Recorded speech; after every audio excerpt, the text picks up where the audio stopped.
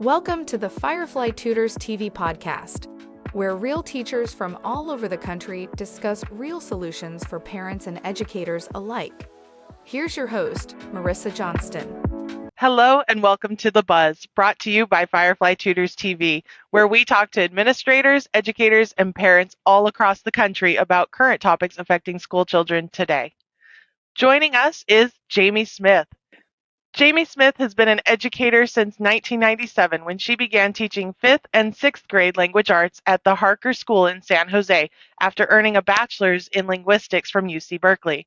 Since then, Jaime has earned a master's in TESOL, teaching English to speakers of other languages, and a master's of science in education with an emphasis in e-learning.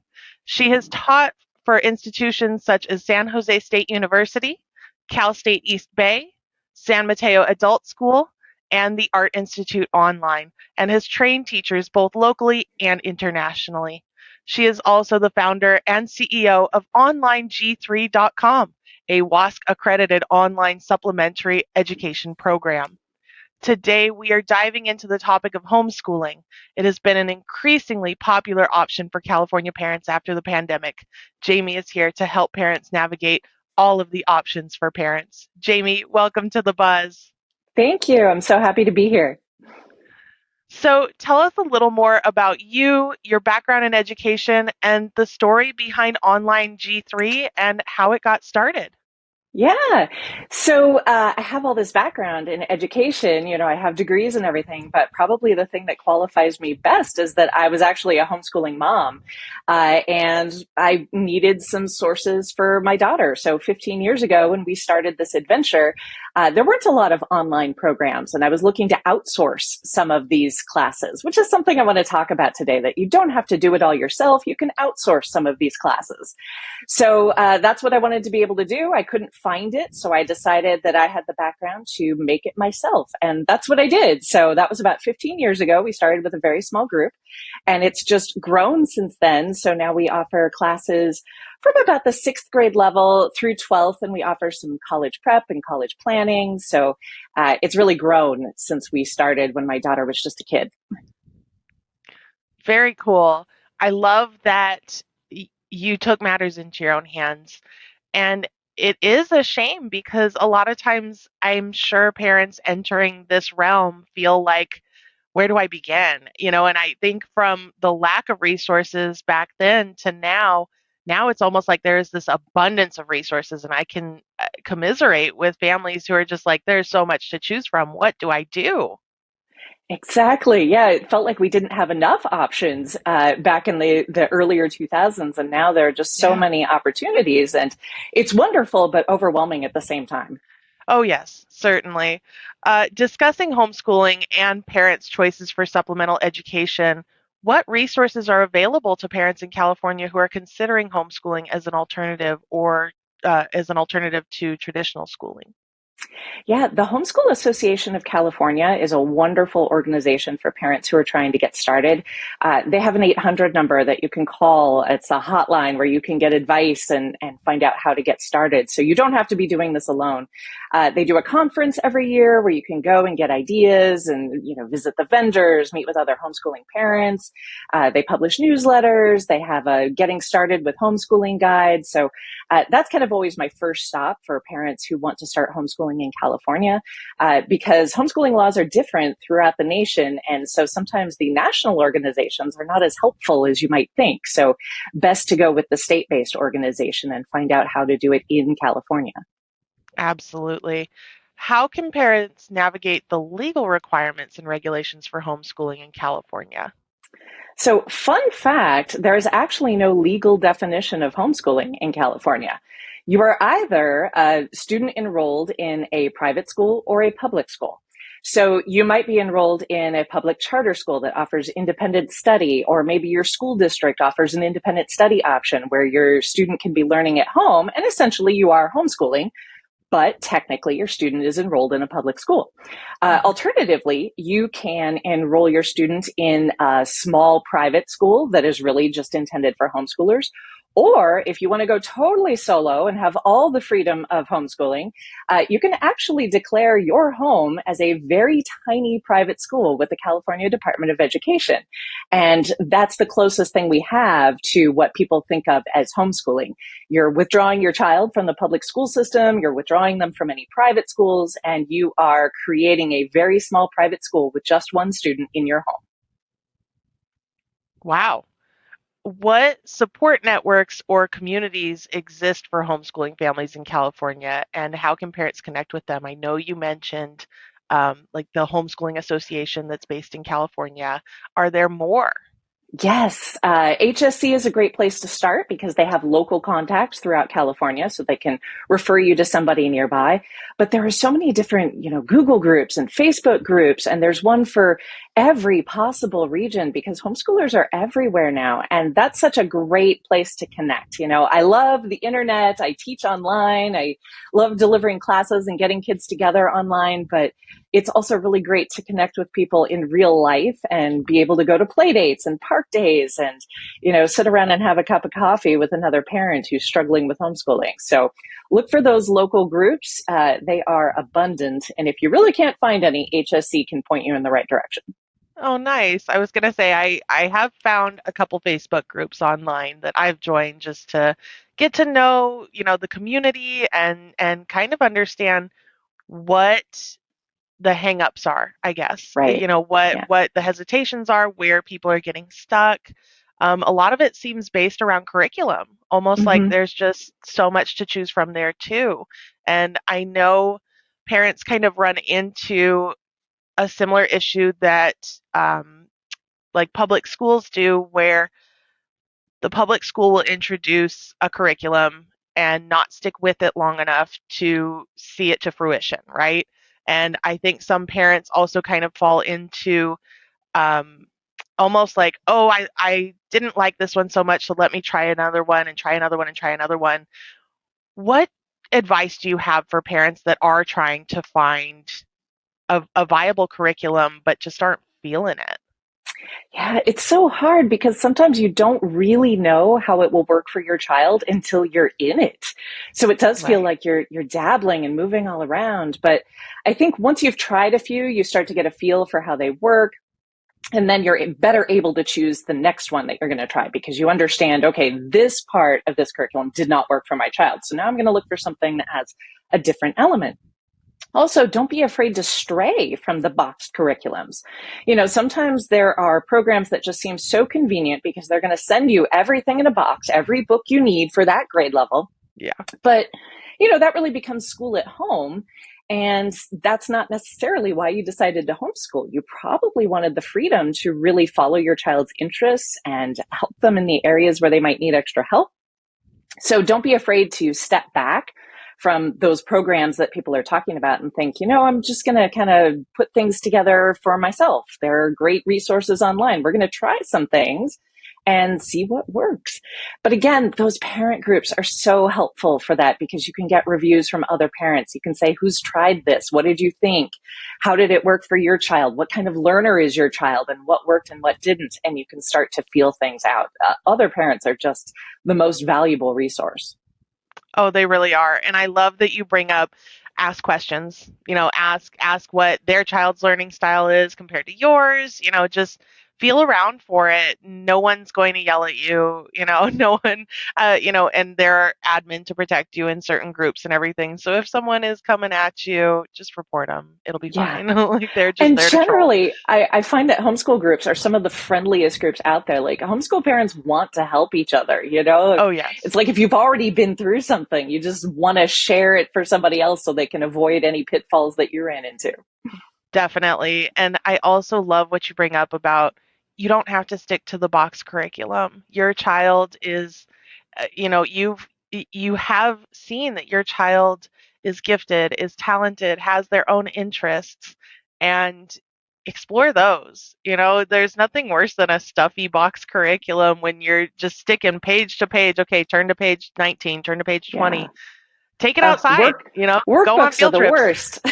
Oh, Yeah, yes. field trips, Now yeah, I know workbooks can serve their purpose, but at the same time, homeschoolers just have so much more freedom to tailor the learning to their style, their needs, to the depth that they want to explore. And that is just so exciting. It really is. And when you think about some of the curriculum and state standards and everything that public schools have to adhere to, who designed those things? Why are they the way they are? You can't really get that information. It feels very arbitrary.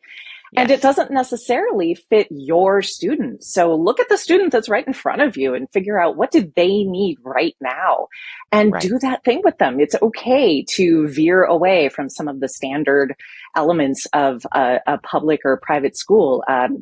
Those are sort of arbitrary and you don't necessarily have to follow them. So you can mark out your own path. Well, and just as teachers, who were in the classroom, we're here to say we didn't stick fully to the curriculum either. We supplemented left and right with all kinds of Definitely. other materials and resources. So Yep. you're doing a great job if you are incorporating other things too. You don't have to feel bad like, oh no, but we didn't do this activity or this, one assignment. It's fine. Yeah. I always think about back when I was in high school and we never got to the end of the history textbook. I don't think I Nope. learned any history past World War One because we just ran out of time every single year. Yes. So, Yes. as a homeschooler, like, don't feel bad if you skip something or you don't get to something because that happens in school all the time. You run out of Oh time yeah, and you just don't get to it, And the other thing I definitely. want to say is that, no one cares about your child's education as much as you do. So when Yes. you start to feel like you're not confident or you're not doing the right thing, just remember that you are invested in your child's education. You're making the best decisions you can. And that's always going to be better than someone else who has to manage a whole room full of children and to try to make the best decisions for everyone. So Right. that one-on-one attention goes a long way, even if you're imperfect, as we all are. And going with that too, a lot of times learning styles tend to be hereditary. So think of what worked for you as a learner and try applying that to your child. Teachers don't have that.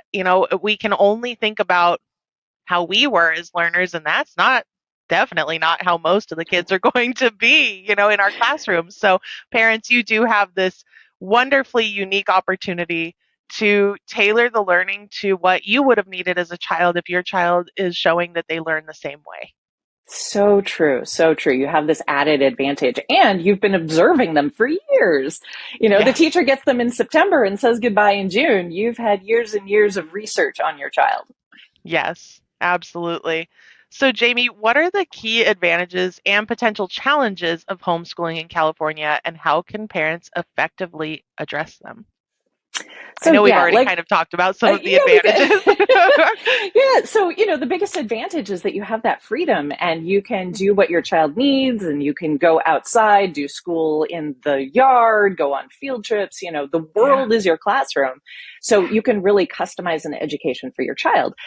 But the downside of that, of course, is the overwhelm, feeling like there's so much to do. There are so many options and how will you ever choose? Yeah. But I think for that, it's helpful again to talk to other parents and remember that you don't have to do everything yourself. Outsourcing some pieces is really helpful. I talk to a lot of parents who say, I could homeschool through about third grade, but then I really can't keep going because I don't know how to teach them how to write an essay. Or, Right. I can teach them through middle school, but then I can't do math anymore. I don't remember the higher math well enough to teach it.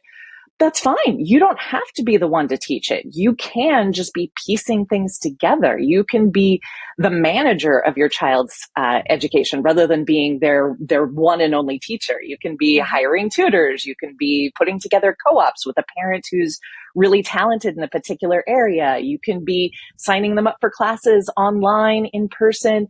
Really, at some points when I was homeschooling my daughter, there was very little that we did at home, and homeschooling kind of became a misnomer because we were always going somewhere to do a Yeah. class, to meet a tutor, so you don't have to do it all yourself. So if you feel like you're not qualified or you don't know how to do something, find another resource that you can just outsource your child to, and your child will benefit from that too. Having a Oh, yeah. different variety of adults to speak with, it's a great opportunity.